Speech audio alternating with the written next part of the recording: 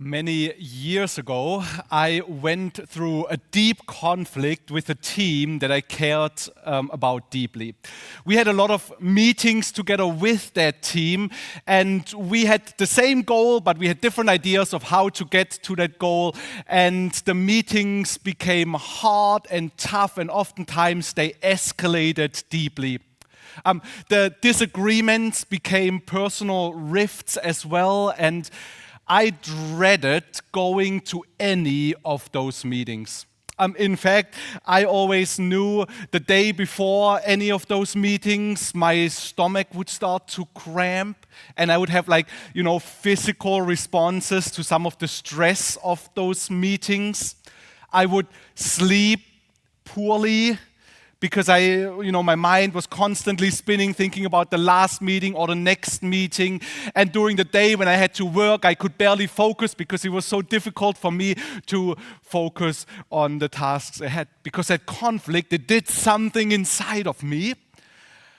And it was interesting because I was already a pastor at that time, and as pastors, we know the theology, right? We know a lot of the things that Jesus has said and a lot of the things how we should behave. And, this was a time where I personally was high on anxiety.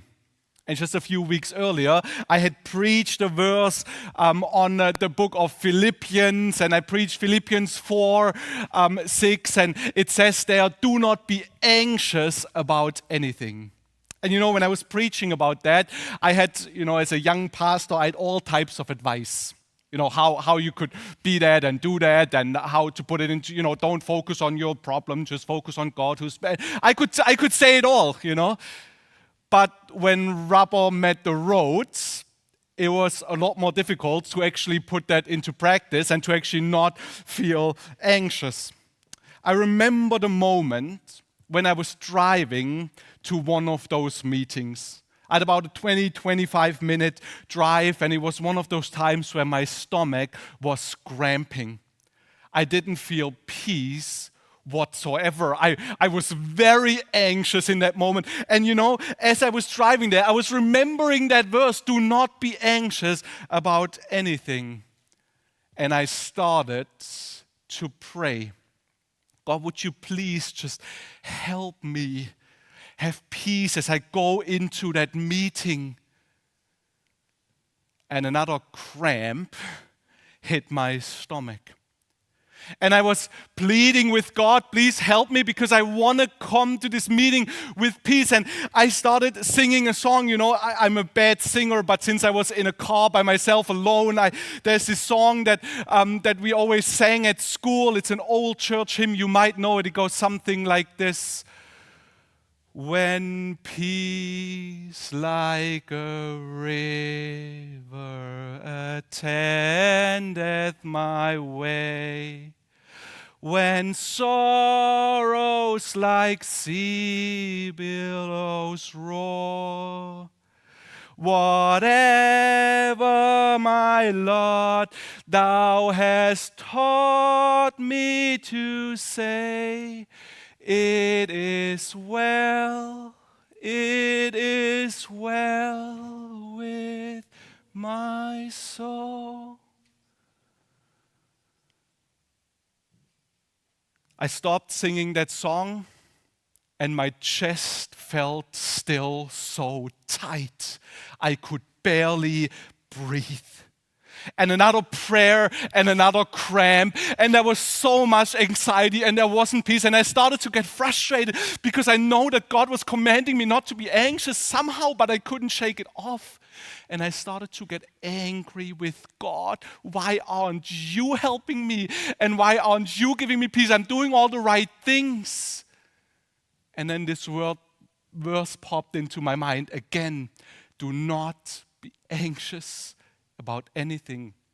And I just wanted to scream, "You just don't get it, God. You just don't get it. I'm trying. I'm doing all the right things, but you don't understand. It's not that easy to just shake it off, right? You just don't get it, God." I wonder if you have thought that before. You know, there's so many moments in our life where the Bible tells us such encouraging and good things, and you just feel like it's so hard for me to actually put this into practice, and I don't quite know how to.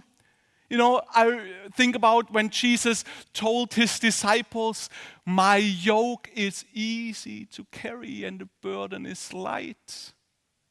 And then you might go into your workplace and you might, try to shine the light of Christ, and you might get demoted or made fun of, and it doesn't feel like the yoke is light. It feels quite the opposite. And you just want to say, you just don't get it, God. It's like, or when life deals you a brutal hand sometimes, there's betrayal or grief or chronic pain. And the churchy answer is always like, well, God has a bigger plan, right?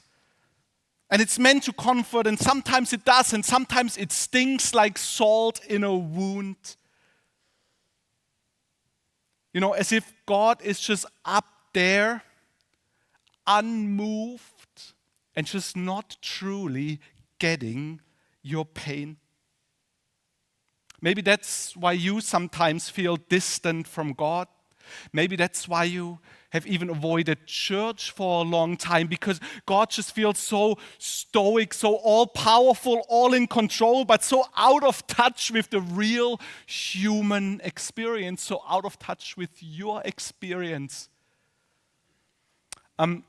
We're currently in a series of talks where we look at the last 24 hours of Jesus' life before he was crucified on that Roman cross. Jesus had just celebrated, as we heard last week, the last meal with his closest friends.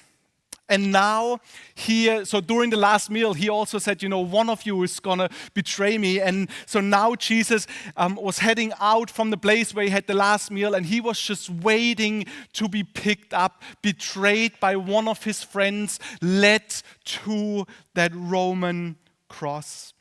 And as we meet Jesus today in the story, we meet him at that final moment of waiting before all hell will break loose. You know, those last moments of waiting before something big happens, those are always the hardest, aren't they?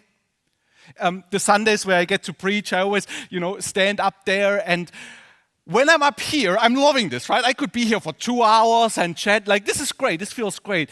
Just like a few minutes ago when I was down here, I just wanted to crawl in my bed and hide and just never come up here. Like the moment, those moments, right? The moments before a difficult test or difficult conversations that you have.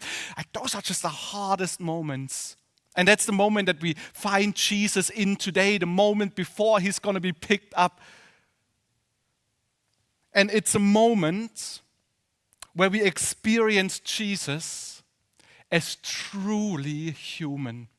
We will experience him in this story today as vulnerable and as relatable and as approachable. So quite different from that God who doesn't get us.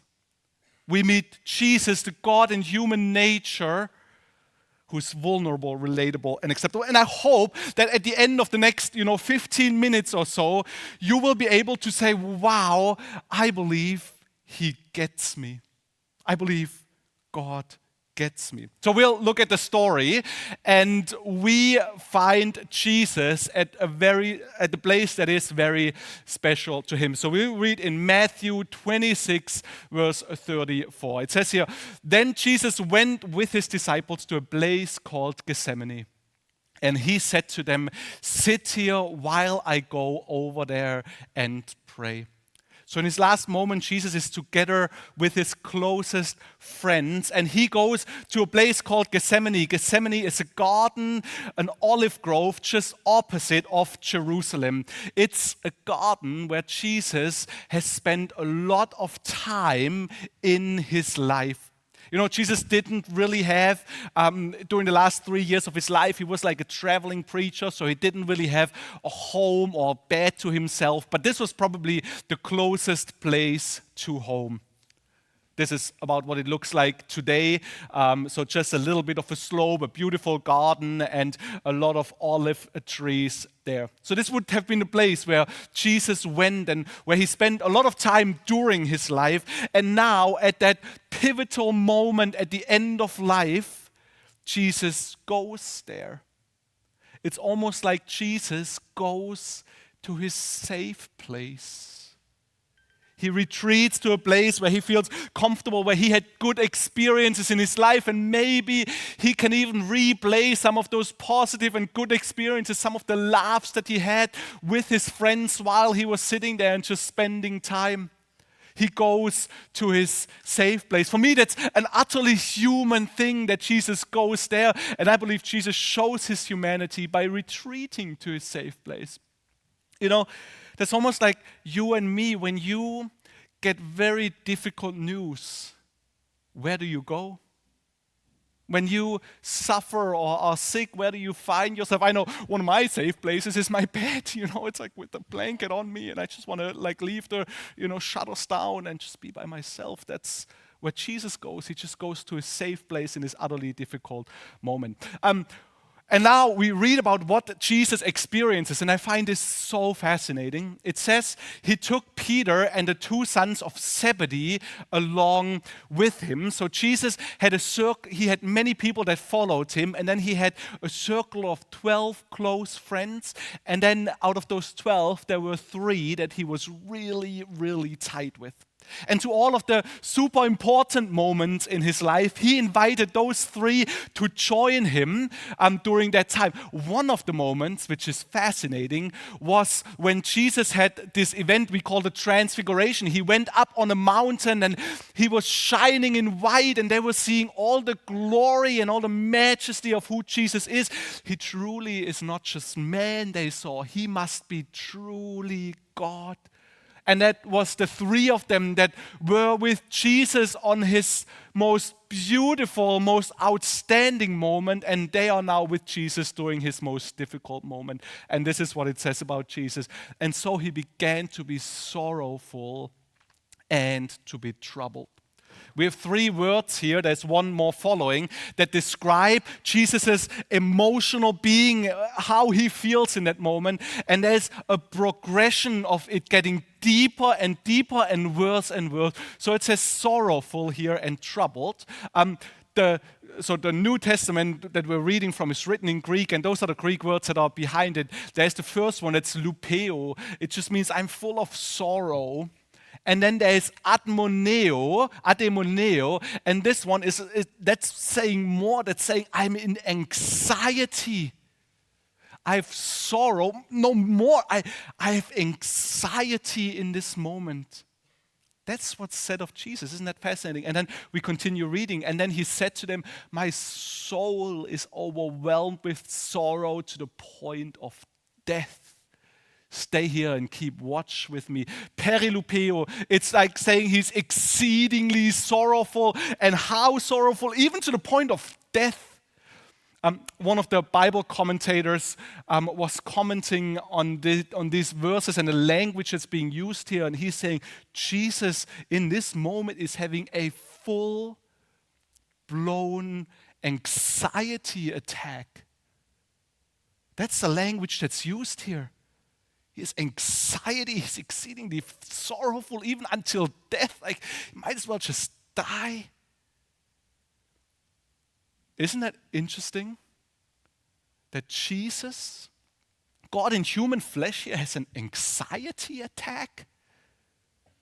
Similar to how you maybe sometimes do or how I do. That somehow makes me empathize with him deeply, makes him close. So I think Jesus shows his humanity here in his full-blown anxiety attack. And we'll continue reading to learn about the humanity of Jesus. It says here, talking about the cup of suffering, Jesus then continues. It says, going a little farther, he fell with his face to the ground and prayed, "My Father, if it is possible, may this cup be taken from me, yet not as I will, but as you will. May this cup be taken from me." The language of the cup in the ancient Near East where Jesus was living is an interesting one. It can be something quite positive. It can be like the celebration of a new alliance. So you know that from a wedding, when somebody gets up and he takes a glass and he said, let's raise our glasses to the wedding couple.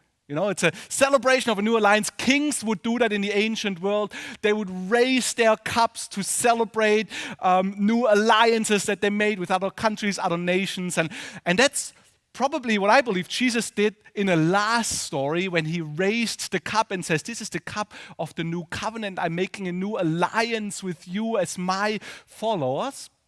So the cup can be something incredibly positive, but the cup can also be something quite negative and disturbing.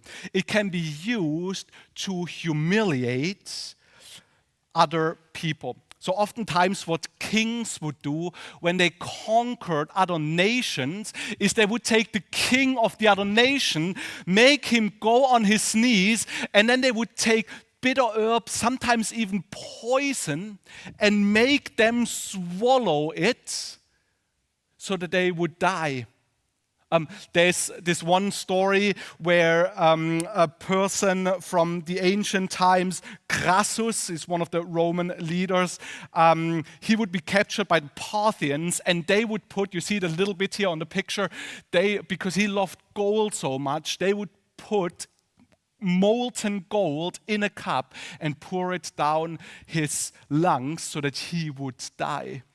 It's meant to, it's almost like, if I were to put that in today's context, it's almost like, if a German moves over to England and a British person would come and make you drink some English beer.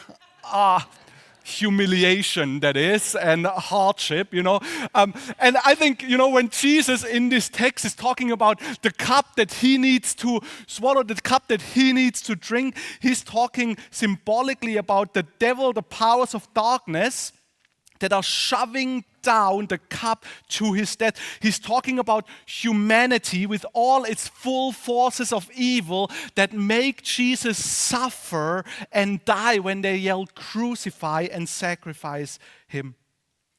By drinking that cup on the cross that follows, Jesus, he experienced the full cup, the full force of human evil and hatred. So Jesus showed his humanity by truly suffering under human evil to the fullest. If you're honest, and I'm honest, we have suffered under human evil too, haven't we? We've had people betraying us. We have just had family members, turn against us, or we've had others turn against our family members. And there's just so much evil in this world. And I'm part of it. I've caused evil as well, and I've caused suffering as well. But I've also experienced it. Who has also experienced the full load of human evil? It's Jesus in this story. He had to drink that cup. And we'll continue to read, and we see Jesus alone. Then he returned to his disciples and found them sleeping. The disciples are sleeping. He asked his closest friends to be with him, to watch with him. And they're sleeping. And Jesus says, couldn't you men keep watch with me for 1 hour? He asked Peter. Watch out and pray so that you will not fall into temptation. The spirit is willing, but the flesh is weak. Scientists have now discovered a human response to deep trouble and danger. And we always talk about the fight and flight. You want to fight or you want to run away from the situation. And now there's different F words that scientists add. So there's one that they call flop. So it's when you're in deep danger or trouble, you fight or you flight or you flop. And that's what the disciples do, right? They just cannot deal with the situation. They see Jesus over there, the one that they've been following, and he's just crying and a full-blown anxiety attack. And they're like, I don't know how to deal with this. And they just sleep. They leave him alone. Jesus, in this pivotal moment of his life, he's just alone. There's nobody anymore by his side that can truly help him, that can truly stand up for him. And that too, that's just a real human experience, isn't it? I remember so well when I was suffering under long COVID, and for like 6 months or so, it was hard for me after I was infected with COVID to actually get out of bed. I know it was interesting because in the beginning people were so compassionate with me and they were praying for me and those type of things. And after a while, you're just in your bed and it's nice that they're praying for me and they're compassionate with me, but ultimately I'm in my bed alone. Nobody can carry that weight that I have. And this loneliness, this being alone is an utterly human experience, isn't it? They're just things that we suffer alone. And Jesus in this story, he shows his full humanity in the existential pain of loneliness. He's all by himself. Then we see Jesus praying. It continues and it says, he went away for a second time and he prayed, my Father, if it is not possible for this cup to be taken away unless I drink it, may your will be done. Just skip over that and pretend like it didn't happen. And when he came back, he found them sleeping again. So Jesus is praying and he finds the disciples sleeping because their eyes were heavy. And he left them and went away one more time and prayed the third time, saying the same thing over and over again. Have you been in a situation where you so hoped for a situation to change, and you prayed, and you prayed, and you prayed, and nothing changed? I mean, we see Jesus changing here, right? Because his responses with, well, but your will, not mine, be done. But his situation, his circumstance, it stayed the same. It's like the only answer that he got to his desperate plead and to his desperate prayer was it just has to happen this way. That's human too, isn't it? That's your experience and it's mine. It's interesting when we talk about unanswered prayer, and I do this all the time. I want to give 5 logical reasons why sometimes your prayers aren't, seem to be answered, or at least not the way you want it. And that's, 5 logical. And the answer that I want to give today is, well, Jesus experienced that, right? He was in Gethsemane and he wasn't praying once or twice. He was praying 3 times or much more often. And yet his situation didn't change. He still had to go to that cross. Do you understand how Jesus gets you? Because he's been in that situation and experiences the type of things that you experience. For me, that changes how I perceive Jesus, because Jesus, he shows his humanity too when his plea, his cry is unfulfilled. At the end of the story, we come to his arrest. It says, then he returned to the disciples and said to them, are you still sleeping and resting? Look, the hour has come and the Son of Man is delivered into the hands of the sinners. It's interesting that Jesus uses here the words, the Son of Man. In the Old Testament, when you read the later part of the Old Testament, the Son of Man became quite an important role. And when they were talking about the Savior of the world, some of the prophets, they were using the terminology, the Son of Man. But in the beginning of the Bible, when the phrase the Son of Man was used, it was merely used to talk about very normal human beings. And Jesus is saying here, look, the hour has come, and me, this very normal human being, who's also God in flesh, right? But also just the Son of Man, I'm going to be delivered in the hands of the sinners. And so he says, rise, let us go. Here comes my betrayer. I believe, and this is to summarize the story, the band can come back up. In Gethsemane, the story that we just read, we learned Jesus is truly, you could even say, the truest human. Just like you, in your humanity, he experiences existential pain. He experiences anxiety attack, human burden, abandonment, an unfulfilled prayer. Like Jesus really is just truly human, just like you. It's interesting because we believe that God is almighty and He has everything under control. And we'll actually see that next week in the next story where Jesus suddenly seems absolutely in control again. But that's not the only picture of God, and it's not the full picture of God, because in this story, more than any other story in the Bible, I believe, we learn that God is not sterile and removed and far away and out of touch and unmoved by emotion. Jesus has experienced it all. He has gone through it all. Jesus doesn't just understand what you've been through. He has been through it himself. I want to invite you today to come to God with your pain. God might not have an easy answer for you why you experience this pain, and God might not give you a 5-point list. But you can trust that He understands. Sometimes I do this with my wife because both of us are oftentimes quite quick when I or her comes to the other with problems or experiences that we just went through. It's easy for us to just come and give advice. Well, you should just, or have you thought about? And so oftentimes when we come into those type of conversations, we start by saying, I don't want advice right now. I just want you to get me. So let me share with you.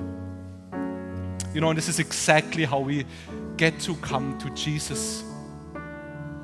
Not to get solutions for everything, but to simply be with this incredible person who gets the pain that you've been through. Imagine we can have a relationship with God who doesn't just tolerate your pain, but who is actually lifted. A God who just gets who you are. This is the message, and it's the marvel of Jesus. He is a God. He is God who gets you. He is God who's been you. Let me pray and then we worship Him. Jesus, thank you that you went through all of this so that we can know that you're not far removed, sterile to our pain, but that you fully get us. Thank you, Jesus.